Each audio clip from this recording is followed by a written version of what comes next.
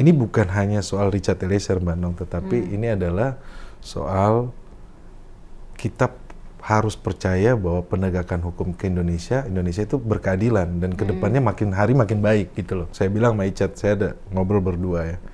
Cat, kamu ingat Cat, dari awal perjalanan kasus ini Tuhan itu baik. Banyak mujizat yang terjadi yang di luar dari plan kita, ekspektasi kita, dugaan kita, yang buat kita lebih kaget juga. Profesor hukum, penggawa ini, ibaratnya pada turun tangan, pada gitu turun gunung ya. semuanya. Iya. Jadi setiap saya ketemu sama Icat, saya semakin yakin bahwa saya harus bela dia gitu loh. Fakta-fakta persidangan yang muncul bahwa Richard Eliezer bukan eksekutor. Di dalam teori hukum ada namanya res judicata pro veritate habetur, yang artinya putusan hakim harus dihormati dan dianggap benar sebelum dibatalkan oleh putusan yang lebih tinggi. Ya.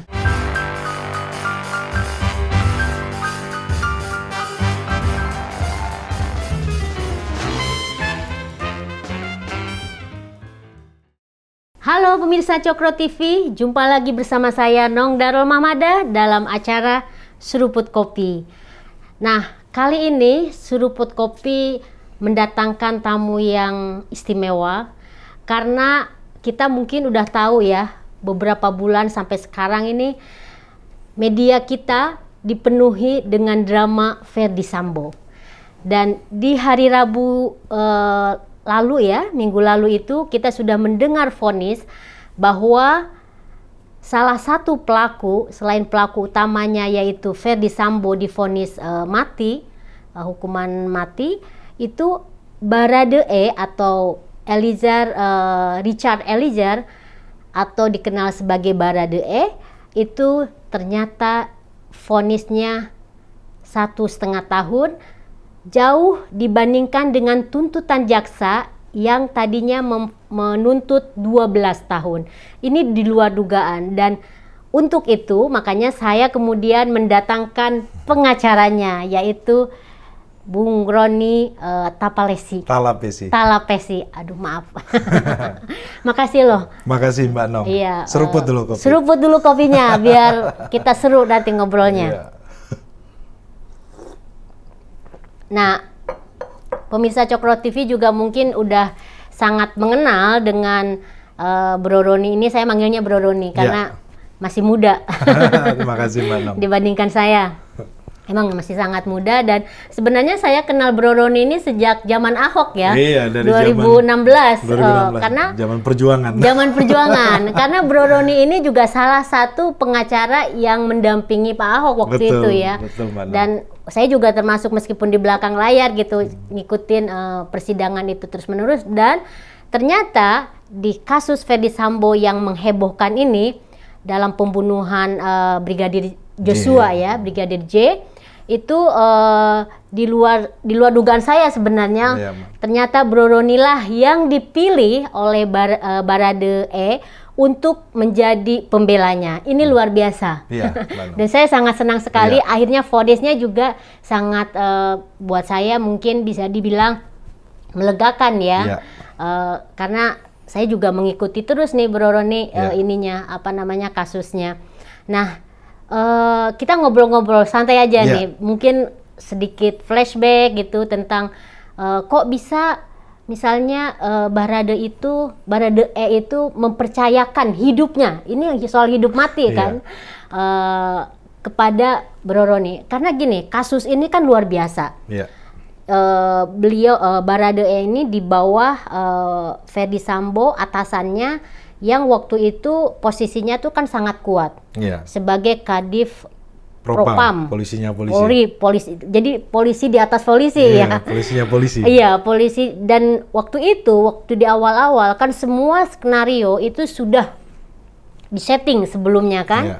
Dan kita juga melihat banyak sekali drama waktu itu. Misalnya untuk Baradae aja kan kita lihat pengacaranya itu sampai berganti-ganti kan.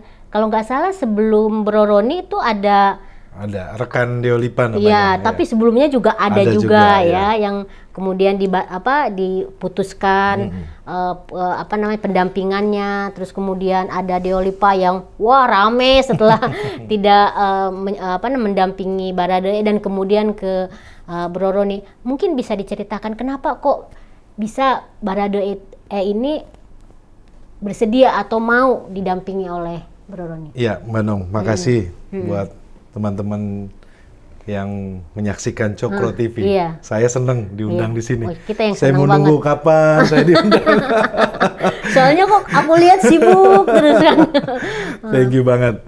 Jadi memang proses awalnya Mbak Nong ini kan saya memperhatikan juga kasus ini ya. Saya nonton, kemudian saya mengikuti bagaimana Icat, saya panggilnya Icat ya.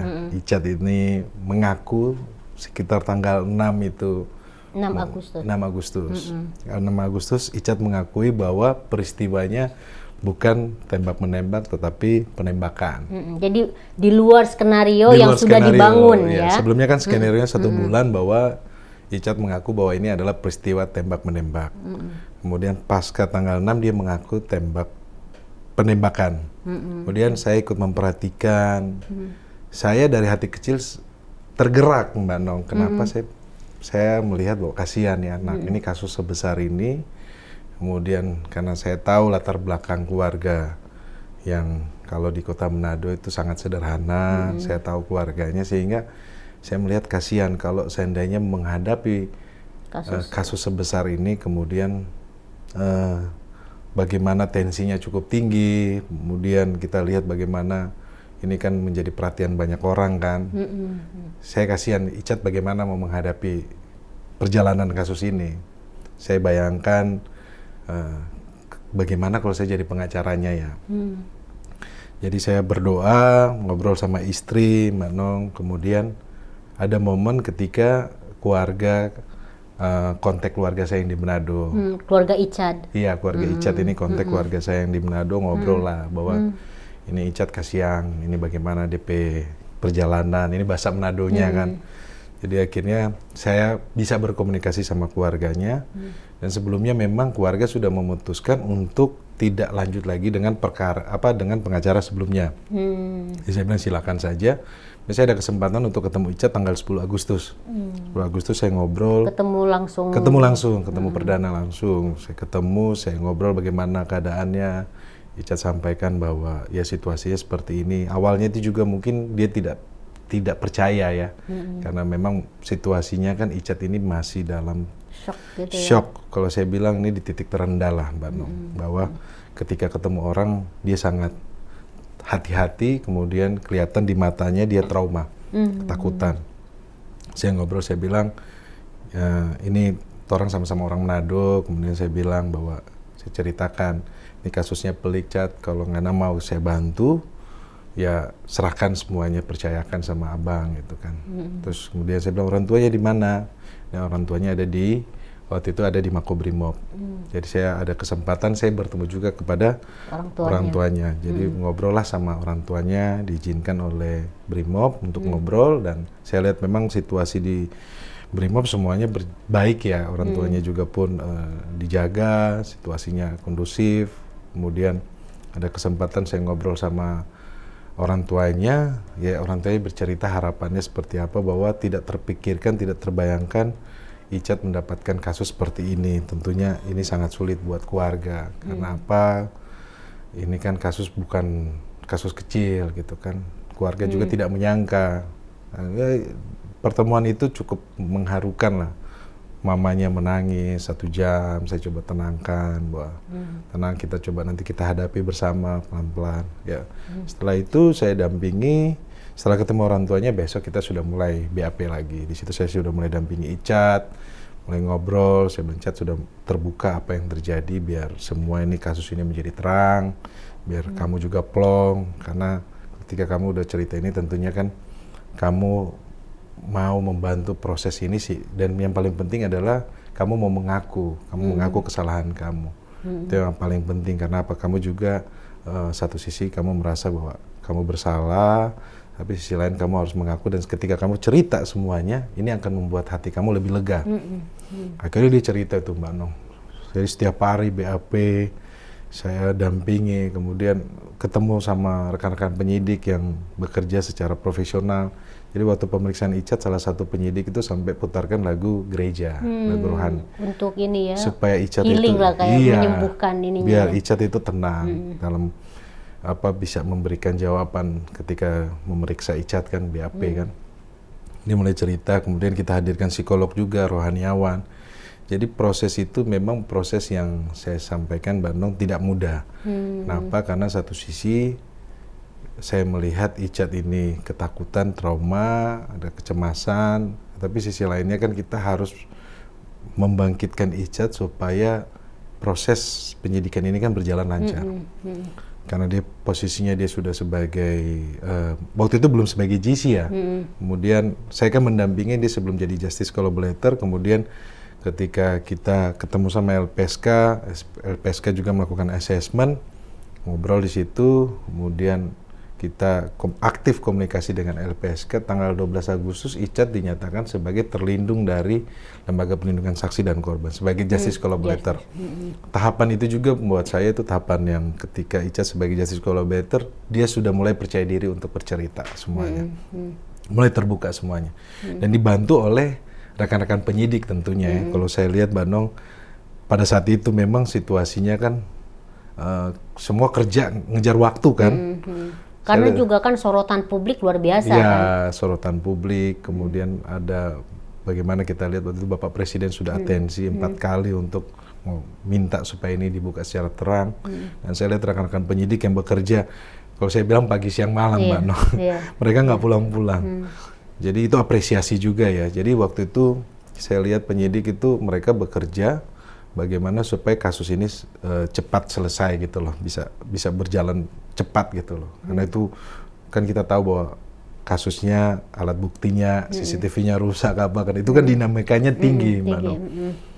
Dan semuanya alhamdulillah puji Tuhan semua berjalan lancar prosesnya. Kemudian tahapan ketika Richard harus tahap 2 itu juga pun waktu pas mau tahap 2 itu kita nggak ada persiapan Mbak Nong. Tiba-tiba dikasih tahu bahwa besok tahap 2 ke kejaksaan, penyerahan barang bukti dan tersangka.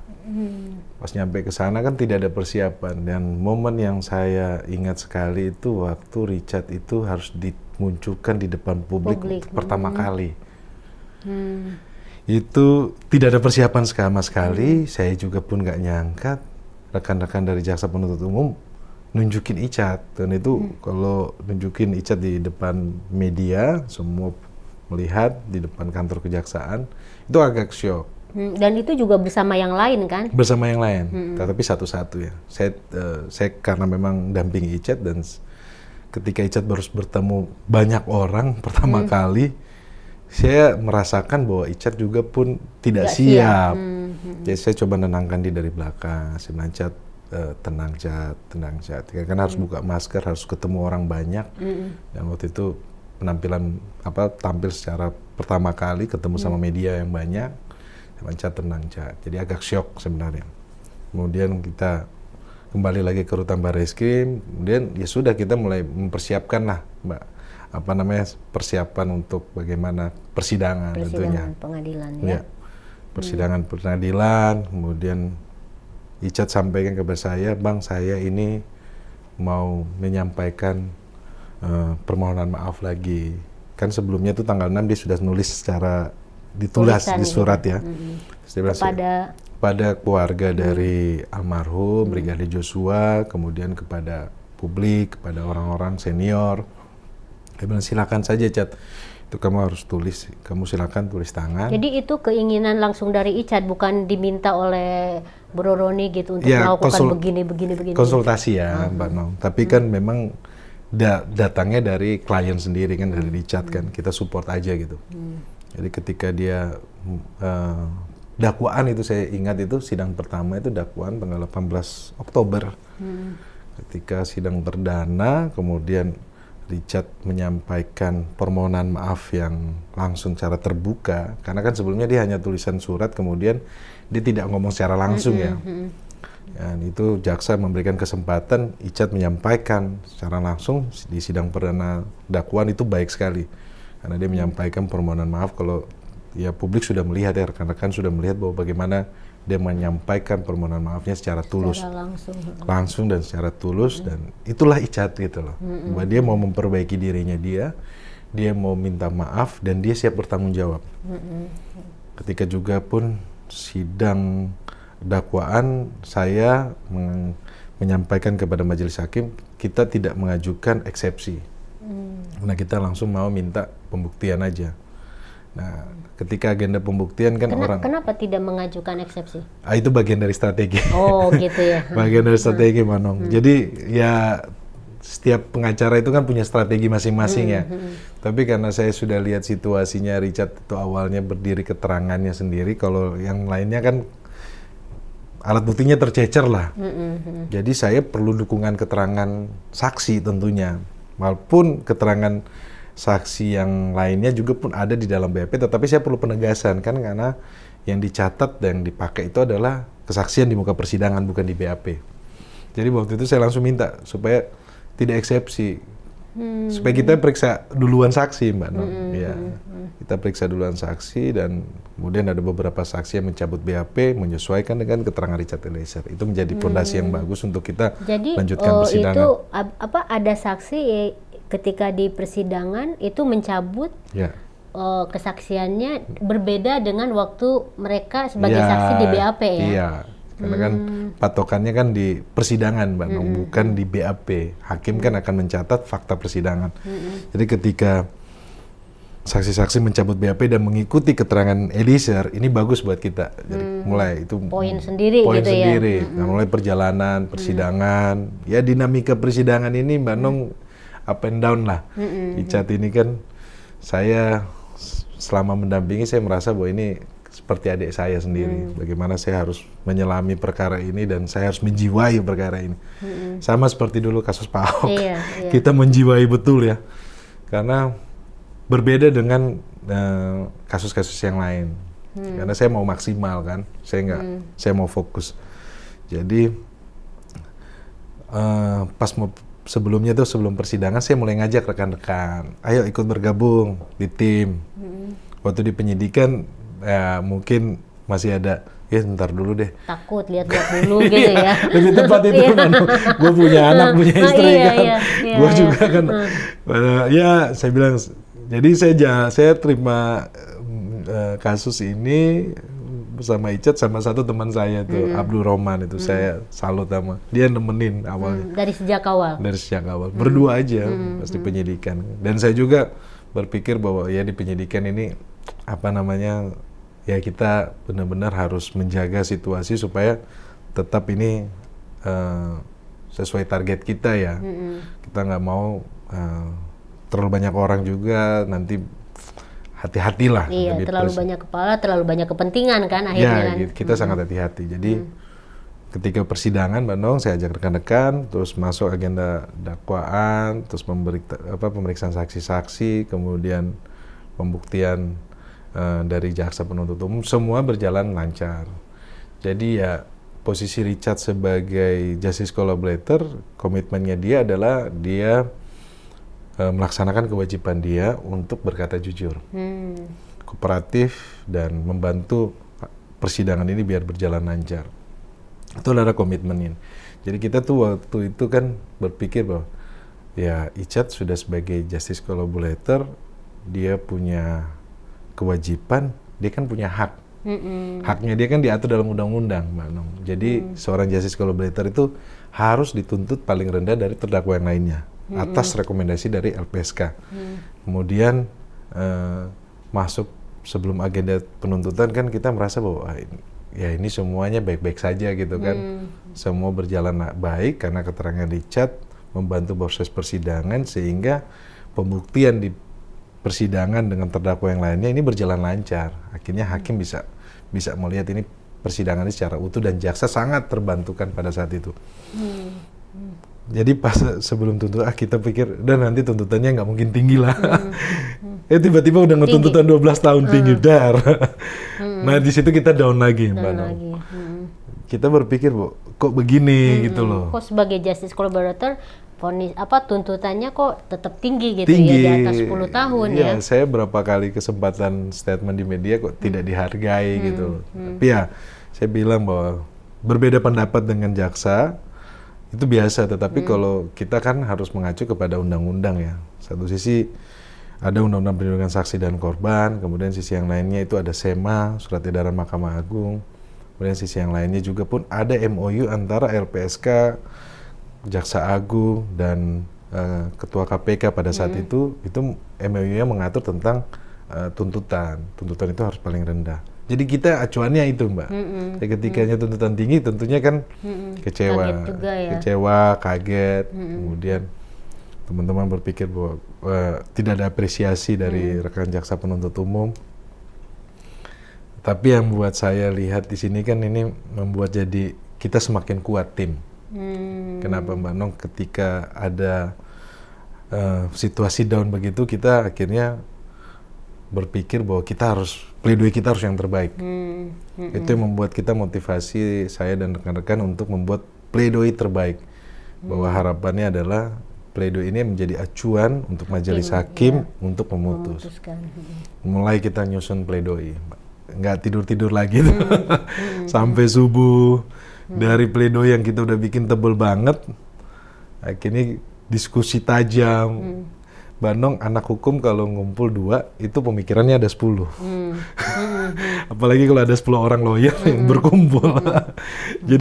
Jadi perdebatannya tajam. Tapi saya terima kasih kepada teman-teman ya, hasil tim ya. Kita ini kerja tim, jadi teman-teman juga pun diskusian tajam, saling menguatkan, saling mengingatkan, sehingga pledoi yang kita hasilkan itu saya tidak memuji ya Mbak Nong, tetapi sepanjang sejarah saya sebagai pengacara, ini adalah pledoi yang terbaik yang pernah kita buat.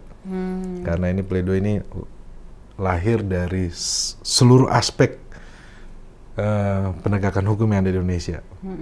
Aspek penegakan hukum yang progresif, kemudian aspek penegakan hukum yang secara humanis juga, aspek psikologi, kemudian harapannya adalah aspek penegakan hukum ke depannya tidak lagi teori pembalasan. Jadi kalau kita bilang bahwa ada aspek psikologi, jadi orang berbuat sesuatu itu harus diperhatikan dari aspek psikologinya. Jadi mens rea-nya, niat jahatnya ada apa enggak. Jadi kita buat pledoi itu dari sebelumnya itu sudah ratusan halaman, kita ringkas sampai jadi 50 halaman. Jadinya yang dibacakan itu yang 50 halaman. 50 halaman yang dibacakan 25 halaman. 25 halaman. Jadi memang perdebatan terakhir begini Mbak Nung. Hakim ini sidang dari Senin sampai Jumat. Kalau kita kupas satu-satu lagi fakta persidangan, dia udah tahu. Jadi udah nggak Karena dia ngikutin. Karena dia ngikutin kan 5 terdakwa dia pegang. Dari Senin sampai Jumat dia sidangnya nih perkara ini yang sama. Ini kan perkaranya kan sebenarnya sama. Saling terkait, perkaranya sama, kronologisnya sama. Jadi kita berpikir nggak usah kita jabarin lagi nih soal peristiwa hukumnya, kronologisnya. Karena hakim sangat mengerti lekak-lekuknya, sudutnya apa, hakim udah tahu. Jadi akhirnya kita buat pledoi itu 50 halaman. Nah, di pledoi itu ada pembuka, ada penutup. Kalau kemarin kalau Mbak Nong melihat bahwa ya dalam posisi ini adalah kita memperjuangkan keadilan untuk orang kecil. Pesannya sangat jelas dan kita minta agar penegakan hukum ini berpihak pada orang yang mencari keadilan, terutama buat orang-orang kecil yang tidak mampu, yang lemah. Itu, kita sangat berharap bahwa kedepannya Indonesia seperti ini loh, penegakan hukumnya. Bahwa penegakan hukumnya tidak hanya milik untuk orang yang di atas saja, tetapi penegakan hukum ini orang yang di bawah juga pun milik mereka juga, sehingga kedepannya itu mereka tidak khawatir, bahwa mereka punya optimisme bahwa mereka bisa berjuang untuk mendapatkan keadilan itu bisa Mbak Nung. Itulah kita rangkum pledoi itu. Jadi memang pledoi yang dibacakan itu memang menggebu-gebu. Menggebu-gebu. Orasi. Seperti orasi gitu kan. Kan kita setengah aktivis. Iya. Bukan setengah aktivis, memang aktivis kan. Aktivis yang menjadi lawyer. Iya. Jadi itu bagaimana pledoi itu yang kita bacakan itu yang disaksikan oleh berjuta mata ya. bahwa di seluruh Indonesia dan di luar negeri melihat bahwa ini pledoi yang kita hadirkan, ini yang kita bacakan, bahwa ini benar-benar roh dari penegakan hukum yang berpihak kepada orang kecil. Harapan kita seperti itu. Ketika pledoi selesai, teman-teman, kita naik lagi tuh semangatnya, Mbak Nong. Kan awalnya kan sempat drop juga kan. Iya, karena soal tuntutan dari jaksa itu ya. Soal tuntutan kita drop, Mbak Nong. Kemudian ketika pledoi itu kita bisa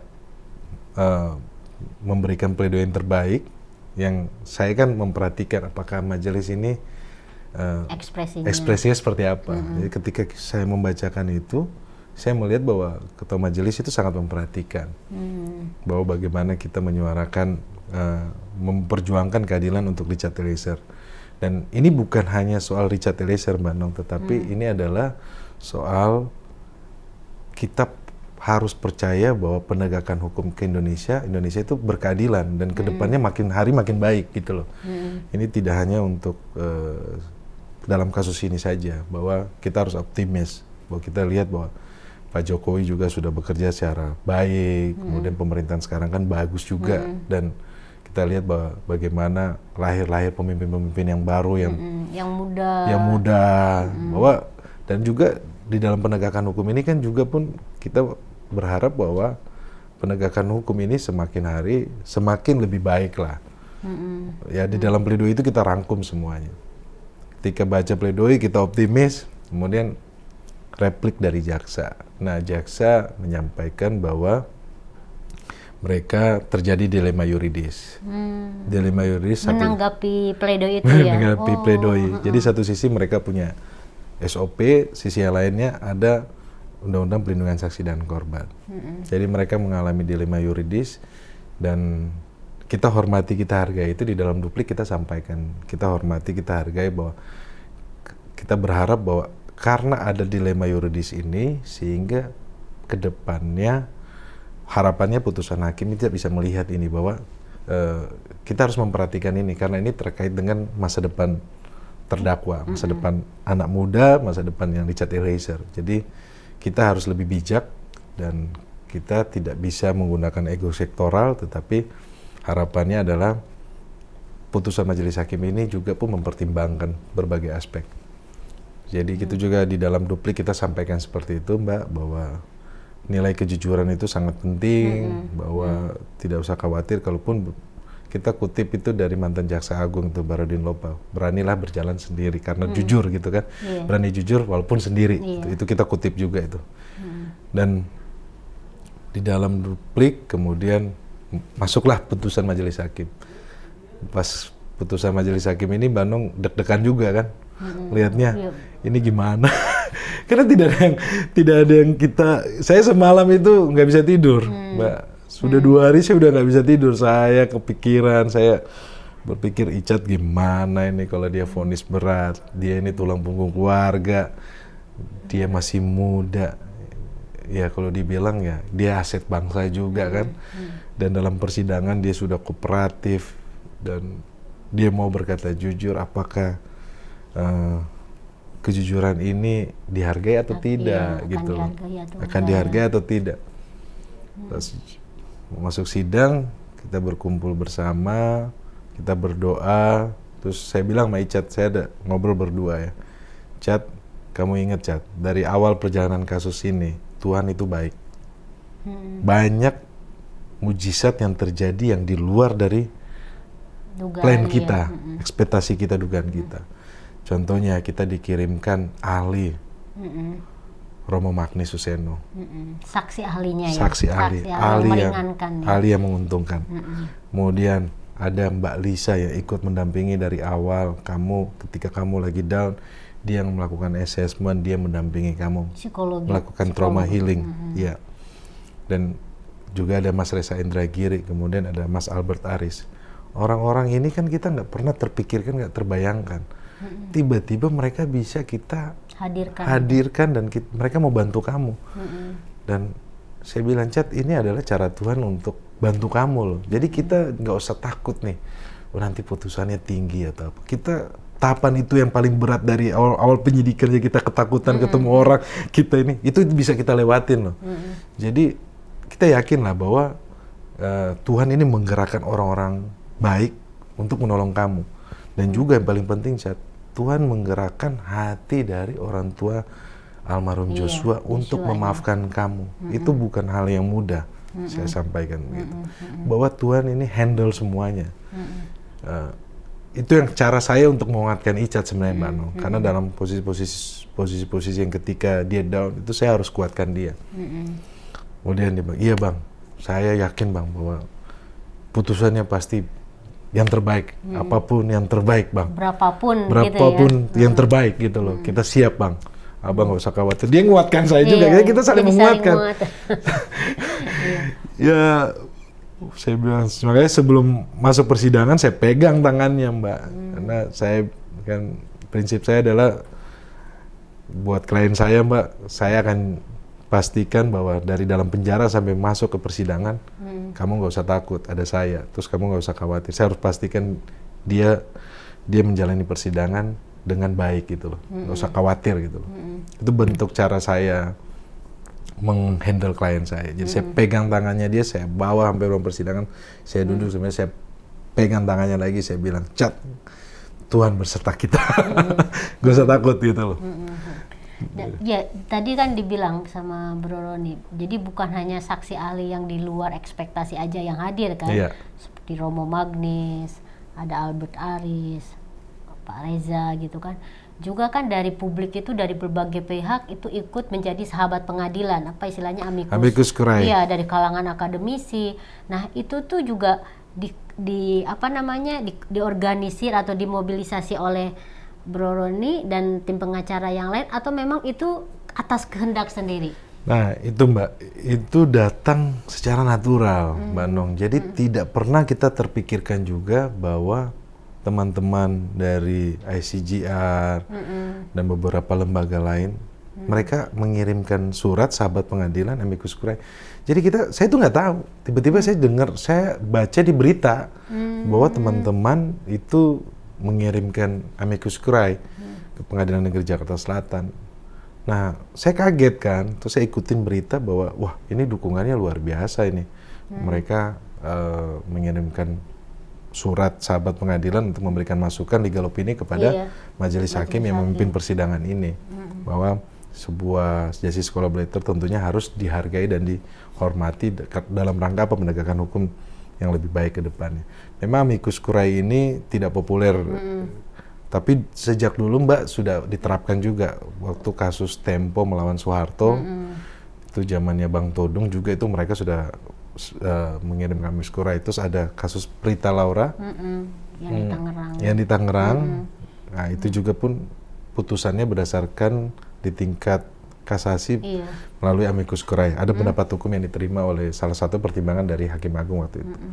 Jadi ini yang di luar ekspektasi kita juga, Mbak. Tiba-tiba teman-teman mengirimkan surat amicus curiae, dan yang buat kita lebih kaget juga, profesor-profesor hukum, penggawa-penggawa ini, ibaratnya pada gitu turun gunung semuanya. Iya. Kita kaget Mbak, bahwa ini profesor yang se-Indonesia yang tidak perlu kita ragukan lagi, itu profesor-profesor saya juga, saya kuliah belajar, ada dosen saya juga. Jadi, wow, mereka semuanya turun dan mereka mengirimkan surat amicus curiae mendukung Richard Eliezer. Dan itu yang terkumpul, saya dengar dari Prof. Sulis itu 122. Ketika dikirimkan, ada sekitar 40 profesor yang mau bergabung, tetapi suratnya sudah terlanjur dikirim. Jadi ini bergerak berdasarkan hati nurani Mbak Nong, bukan karena kita dari lawyer yang menggerakkan, enggak. Jadi kita lihat bahwa ini dukungan yang positif. Jadi hal-hal seperti itu yang membuat saya dan tim dan Richard, keluarga Richard ini semakin melihat bahwa ini adalah pertolongan Tuhan lah. Bahwa orang-orang baik ini tergerak hatinya untuk mendukung Icat.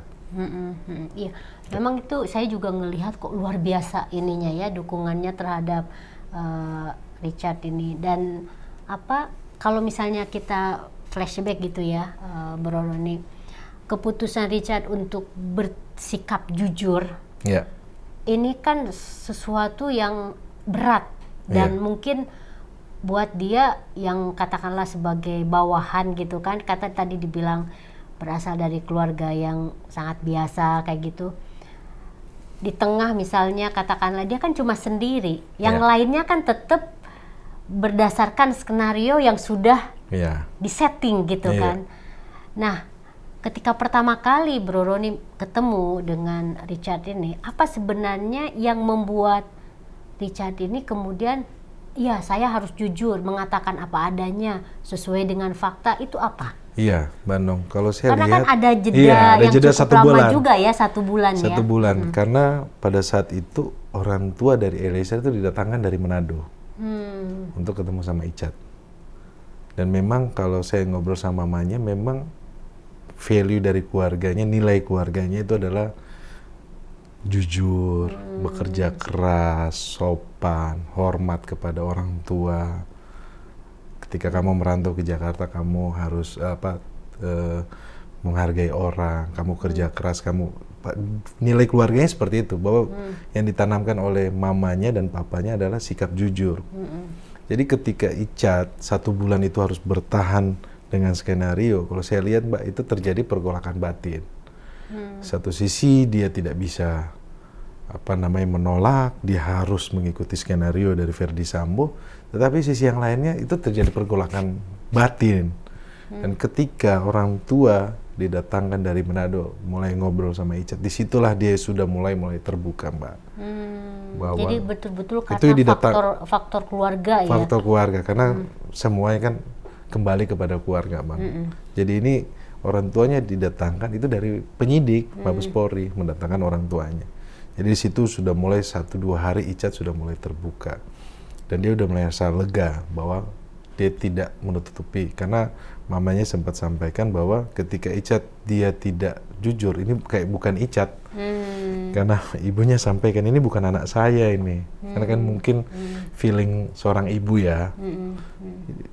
Dan ketika Icat sudah mulai terbuka, dia sudah mulai, saya lihat sudah mulai plong gitu loh. Dia sudah mulai cerah mukanya, dia sudah mulai lepas untuk bicara semuanya. Dan itu prosesnya itu saya dampingi waktu itu. Terus sebelum Icat melakukan tindakan yang benar gitu, istilahnya dia berkata jujur seadanya gitu, apakah misalnya sebelumnya itu pihak keluarga Icat itu ada teror atau ada sanksi dari publik terkait ininya Icat, tindakan Icat itu?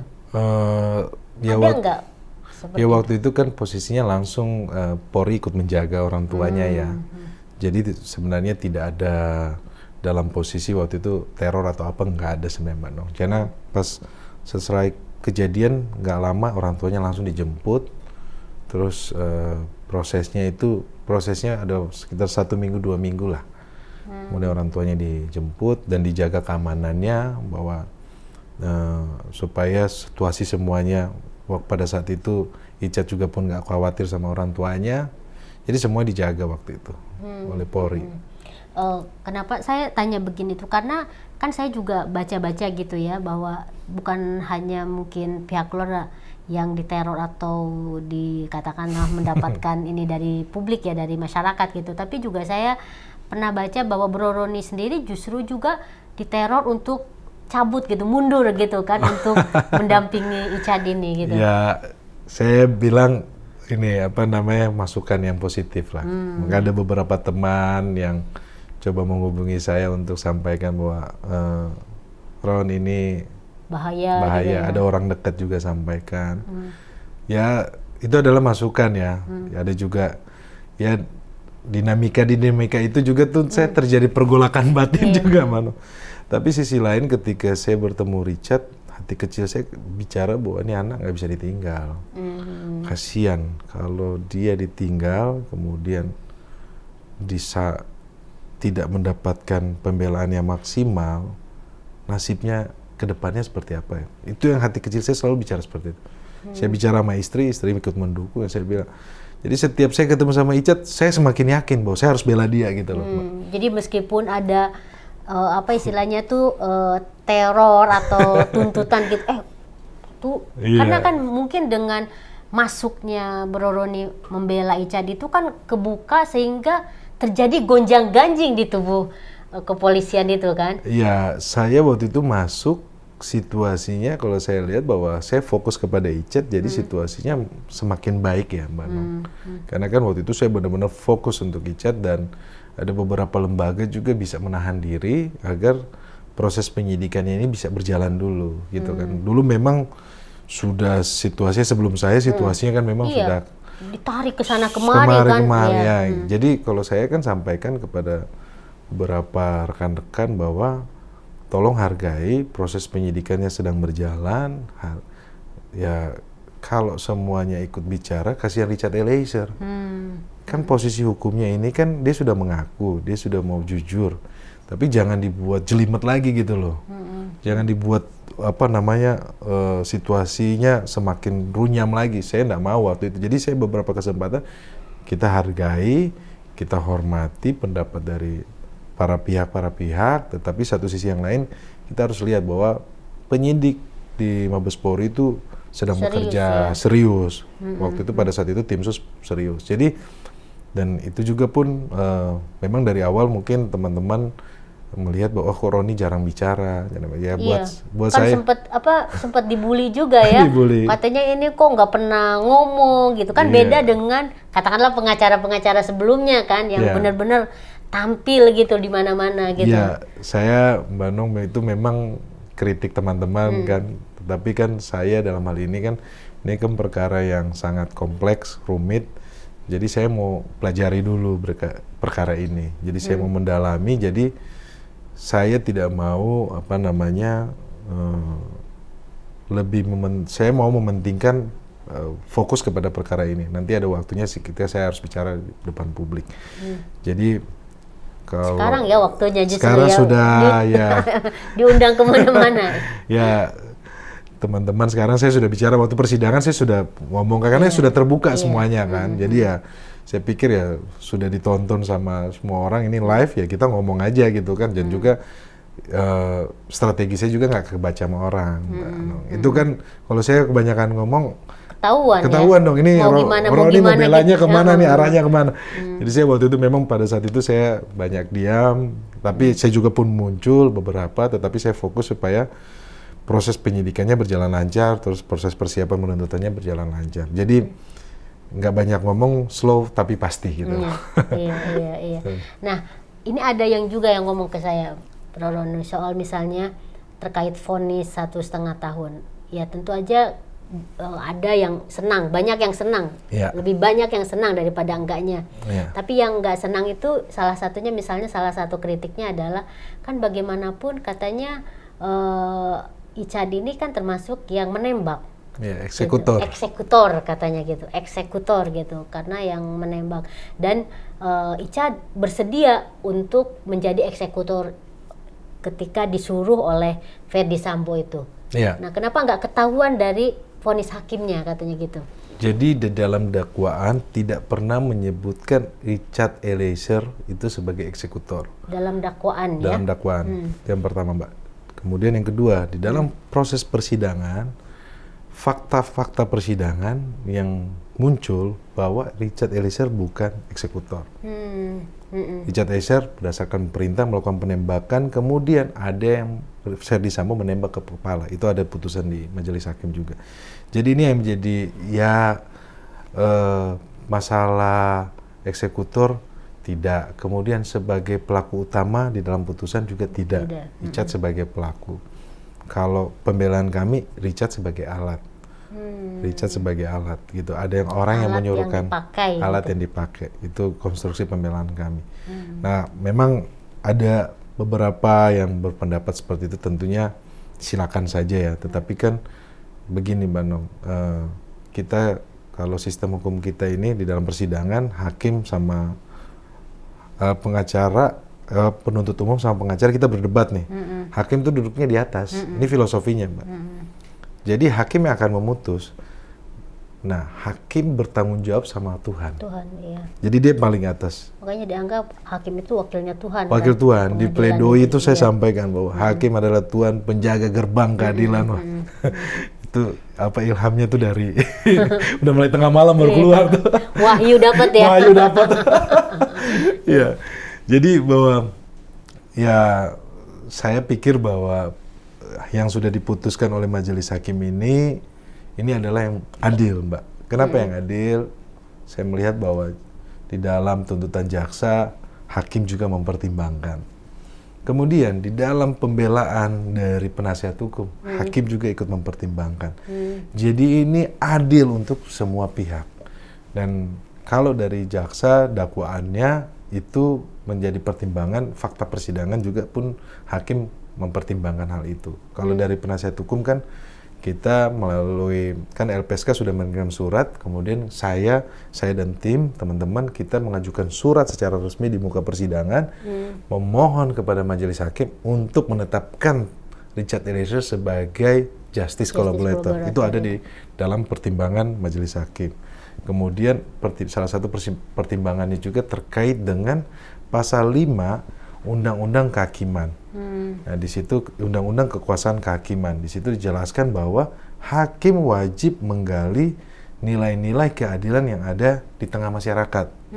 Nah, hakim wajib menggali nilai-nilai keadilan, rasa keadilan yang tumbuh di tengah masyarakat. Di mana kaitannya adalah dari amicus curiae. Amicus curiae ini yang mengirimkan surat mewakili masyarakat.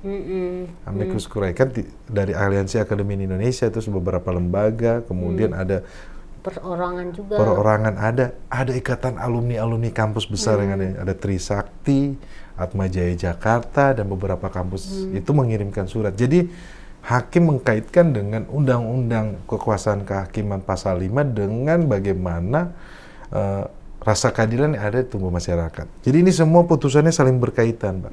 Ini menurut saya bahwa putusan yang sangat progresif, bahwa hakim dalam hal ini tidak kaku lagi putusannya, tetapi hakim melihat aspek keadilan dari semua lini. Aspek ya, dari semua lini. Iya, kalau saya bilang ini helikopter view, Mbak.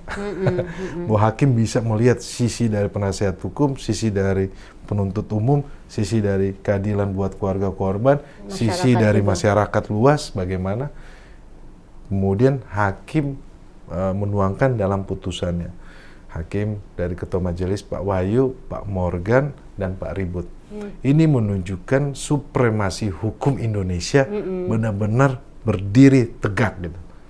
Nah, saya bilang seperti itu kenapa, Mbak? Karena semua mata menuju memperhatikan putusan Richard Eliezer. Tidak hanya di dalam Indonesia, di luar negeri pun seperti itu. Semua memperhatikan bahwa ini adalah tonggak sejarah penegakan hukum sehingga ke depannya orang percaya. Iya, tidak takut lagi tidak gitu takut. ya untuk berkata jujur. Tidak takut berkata jujur. Selain itu yang lebih besar bahwa orang percaya bahwa hukum kita itu fair, parsial, terus berkeadilan. Jadi ini buat semuanya, Mbak. Jadi bagus sekali putusan majelis hakim, dan saya di dalam teori hukum ada namanya res judicata pro veritate habetur, yang artinya putusan hakim harus dihormati dan dianggap benar sebelum dibatalkan oleh putusan yang lebih tinggi. Ya. Nah, kami juga bersyukur bahwa jaksa tidak mengajukan banding. Itu merupakan mujizat. Jadi berita. Jadi ini udah inkrah lah ya. Inkrah secara de facto, secara lisan jaksa sampaikan tidak ada upaya hukum. Dari kami juga penasihat hukum sudah sampaikan bahwa tidak ada upaya hukum banding. De factonya besok Rabu. Saya harapkan bahwa besok nanti kan saya di Cokro TV ini mungkin majelis hakim akan bisa mendengar nonton besok itu adalah betul-betul sejarah, tonggak sejarah penegakan hukum Indonesia tercatat dalam sejarah ini ya, pengadilan hukum. ya. Iya, ini merupakan terobosan hukum Indonesia yang luar biasa. Memang luar biasa. Jadi ini sebuah momentum di mana kita bisa dapat pelajaran bahwa siapapun gitu kan, masyarakat Indonesia itu bisa mendapatkan keadilan ketika misalnya banyak yang mengeluhkan bahwa keadilan itu susah didapat ya. Tapi dalam kasus Richard ini ternyata pengadilan bisa melakukan itu ya. Betul. Dan kita kan berharap bahwa kedepannya ini kan tidak ada lagi peristiwa seperti ini, Mbak. Kedepannya ini kan kalau poinnya kan kalau yang sudah berkuasa kita harus menjaga diri gitu kan, kemudian jangan menyalahgunakan kewenangan, kemudian bawahan jangan semena-mena juga. Ini pesannya buat semua, dan juga pun yang buat di bawahan ketika menerima perintah juga pun harus hati-hati, harus mencerna dengan lebih baik gitu. Ini menjadi pembelajaran untuk kita semuanya. Ini kita katakanlah kalau misalnya flashback gitu ya, Bro Roni, seandainya Ichad ini tidak berani berkata jujur, kita nggak tahu, mungkin pengadilan itu ya gitu-gitu aja jadinya ya. Tidak akan ada perubahan apa-apa ya. Tidak akan ada semua perubahan. Mengikuti senario yang akhirnya yang jadi korban kan tetap Ichad juga kan. Betul, Mbak Nong. Ini akan menjadi dark number, bahwa tidak akan terungkap, dan sisi yang lainnya yang lebih besar adalah negara dirugikan. Karena kita lihat bagaimana awal-awal itu kan sampai Pak Presiden harus ngomong 4 kali. Gitu. Nah, ini kalau misalnya saya boleh tanya ini, nah sebenarnya kasus yang melatari peristiwa besar ini, pembunuhan ini kan sebenarnya bisa dibilang kasusnya private ya, ya. Makanya kan kalau Pak Menko Polhukam bilang kan rahasia apa? Iya, sensitif. Ini khusus orang dewasa, khusus orang dewasa. Nah, ini mungkin buat pemirsa Cokro TV nih, ini dengar-dengar sebenarnya kasusnya gimana sih? Ya, yang soal sensitif mungkin Bro Roni dengar gitu sepanjang perjalanan behind the scene dari Icha, dari yang lain-lain Richard gitu. Itu Mbak Nong baru bergabung 6 bulan dan dia tidak tahu apa yang terjadi di dalam rumah itu ya. Orang baru bergabung, kemudian pangkat paling rendah tamtama, yang dimana tugasnya itu dia menjaga rumah sekaligus menjaga atasannya. Jadi skopnya pekerjaannya itu tidak berani bertanya, gitu loh. Hanya nerima perintah aja. Ya? Itu faktanya seperti itu. Jadi apa yang terjadi di sebenarnya klien saya nggak tahu, Ichad nggak tahu. Jadi berulang kali dia sampai dia nggak tahu. Jadi dia berusaha menyampaikan bahwa apa yang dia lihat, dia alami, itu yang dia sampaikan. Tetapi di luar itu yang dia tidak tahu, dia tidak mau sampaikan. Karena apa? Ini nanti jadinya fitnah gitu loh. Dia tidak mau. Jadi fakta persidangan ditanya sama majelis hakim, kamu tahu nggak kejadian sebelum tanggal 7? Itu dia ceritakan, gitu kan. Yang di Bangka diceritakan. Tetapi apa yang terjadi dia nggak tahu. Dan ini semua sudah terungkap di persidangan. Jadi kalau kita lihat ya tanyakan sama FS dan PC kan apa yang terjadi. Pelakunya langsung gitu ya. Karena kalau Ichad sendiri apa yang terjadi di balik itu semua itu benar-benar nggak tahu ya. Jadi benar-benar kasihan. Iya, kasihan. Dia tuh kayak nggak punya, bisa dibilang nggak punya pilihan untuk menolak perintah atasannya gitu ya. Iya. Karena kan latar belakang paramiliter, kemudian pendidikan, mohon maaf, memang dari bawah, bukan pendidikan sarjana, kemudian baru bergabung di Polri, kemudian punya tingkat kepatuhan yang sangat tinggi. Itu hasil asesmen dari psikolog, dari jaksa penuntut umum, psikolog dari jaksa penuntut umum yang dihadirkan menyampaikan Richard Eliezer punya tingkat kepatuhan sangat tinggi. Sekarang kita dari saya dan keluarga mendampingi Richard, dan kita fokus supaya bagaimana nanti ke depannya Richard lebih baik juga, kemudian bagaimana tetap mendampingi untuk melihat perkembangan Richard sehingga semua proses berjalan baik dan lancar, dan masih sebagai anggota Polri semuanya nanti ke depannya tentunya kita serahkan kepada Polri. Saya sebagai pengacara tetap akan ikut mendampingi semua proses supaya berjalan baik, dan sisa dari penahanan dari Richard ini bisa berjalan baik dan dia bisa kembali kepada masyarakat dan bisa lebih baik lagi dan memperbaiki kesalahannya. Gitu. Artinya dengan vonis dari hakim 1,5 tahun dan tinggal sisanya gitu kan, itu ada kemungkinan Ichad itu bisa kembali lagi ke korpsnya gitu. Iya, sampai saat ini kan masih menjadi anggota Polri kan.